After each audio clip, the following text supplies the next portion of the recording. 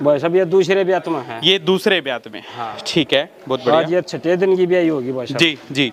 छठे दिन की में 16-17 किलो दूध तैयार है। 16-17 किलो दूध। तो ये काटे के तोल का बता रहे हो? हाँ कट्टे तोल का काटे तैयार के। है भाई। ठीक है, तो ये देखिएगा सेकंड टाइमर बफलो, और कह रहे हैं 16-17 किलो दूध। छठे दिन की ब्याई हुई है। छठे दिन की ब्याई। छठे दिन की ब्याई हुई 16-17 किलो दूध नीचे बता रहे हैं। दार चुवाई की कैसी है? सुपर फास्ट भाई साहब। सुपर फास्ट है। खाने दाने में सुपर फास्ट। ठीक है। आपको क्या लगता है कितना दूध इसने दे देना चाहिए? भाई संदीप भाई हूँ तो कोई कम मका दो, पर 20 किलो दूध तो जोड़ी मरिया नहीं करती यार। 20 किलो दूध से झोटी हाँ, कम नहीं देखो रहेगी। आगे ले लेंगे भाई हमारे अच्छा, दो। अन्ना 20 किलो एक हफ्ता डर जाए, 20 किलो माप गए। हाँ। 2 टीम लोगे बाट लिया हुआ जी। अपना जब ले जाएगा।